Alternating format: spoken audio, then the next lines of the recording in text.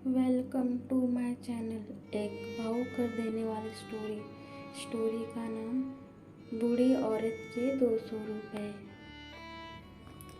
हम सभी ने गरीबों को दान दिया है।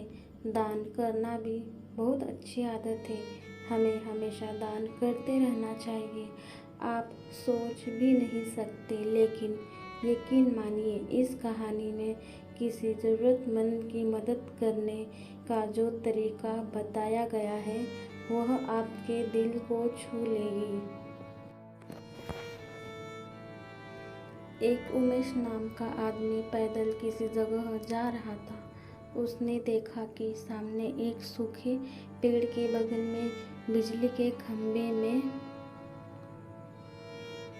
कागज फंसा हुआ है और उसमें कुछ लिखा हुआ है। उसमें लिखा था कि कल इस रास्ते से गुजरते वक्त मेरे 200 रुपये कहीं गिर गए। मैं बहुत बूढ़ी हो चुकी हूँ और मुझे आँखों से साफ नहीं दिखाई देता। कृपया इस रास्ते पर कभी भी अगर किसी को मेरे गिरे हुए 200 रुपये मिलते हैं तो कृपया करके उसे इस पते पर पहुंचा दें। आपसे नम्र विनती है, मैं आपका यह एहसान कभी नहीं भूलूंगी। कागज पर लिखे हुए शब्दों को पढ़कर उमेश का मन भर आया। नीचे दिए गए पत्ते को पढ़ने के बाद उमेश का मन वहां जाने को करने लगा। उमेश ने पत्ते को याद किया और उस पत्ते पर निकल पड़ा। वहां जाने के बाद जब उसने आवाज़ लगाई तो उसने देखा कि गली के आखिरी हिस्से में एक झोपड़ी है और वहां से एक बूढ़ी औरत लाठी के सहारे बाहर आ रही है। उमेश उस बूढ़ी औरत से उसके परिवार वालों के बारे में पूछने लगा। बूढ़ी औरत ने उमेश को बताया कि वह इस झोपड़ी में अकेले ही रहती है, उसका कोई परिवार नहीं है।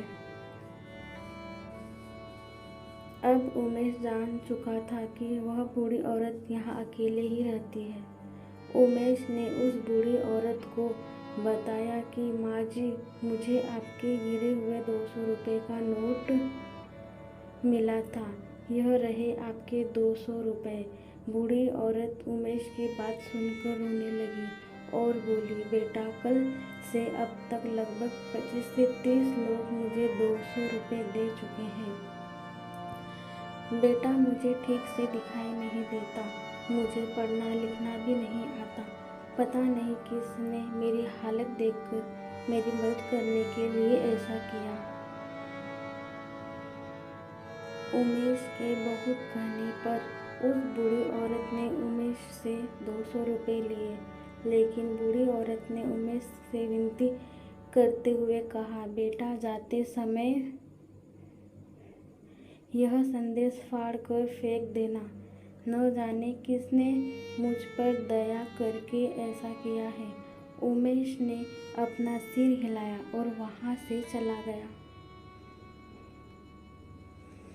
थोड़ी दूर जाने के बाद उमेश सोचने लगा कि आखिर उन 25-30 लोगों को जो बूढ़ी औरत के पास आए थे, उनसे भी उस बूढ़ी औरत ने संदेश फाड़ने के लिए कहा होगा, लेकिन किसी ने भी अभी तक इसे फाड़ा नहीं, तो फिर मैं इसे कैसे फाड़ सकता हूँ।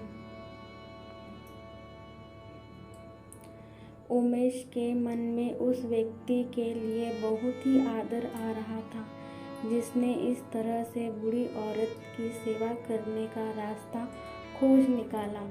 उस व्यक्ति के लिए उसका मन कृतज्ञता से भर गया। फिर क्या था, उमेश ने भी खंभे में लगे उस संदेश को वैसे ही रहने दिया। दोस्तों, यह कहानी हमें सिखाता है, हमें हमेशा दूसरों की मदद करनी चाहिए। हमारे मन में केवल अच्छे कर्म करने की इच्छा होनी चाहिए। मदद करने के बहुत से तरीके हैं। हमें हमेशा आगे बढ़कर ज़रूरतमंदों की मदद करनी चाहिए।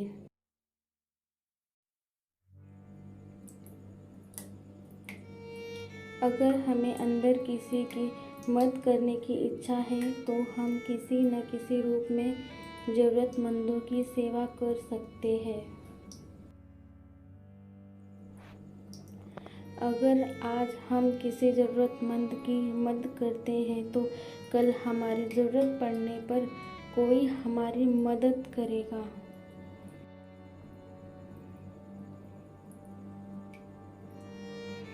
कर्म तेरे अच्छे हैं तो किस्मत तेरी दासी है, नीयत तेरी अच्छी है तो घर में मथुरा काशी है।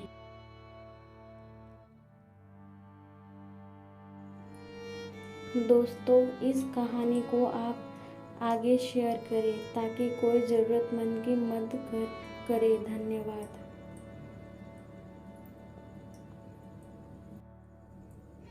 धन्यवाद आपका कीमती समय देने के लिए। Please like and subscribe my channel.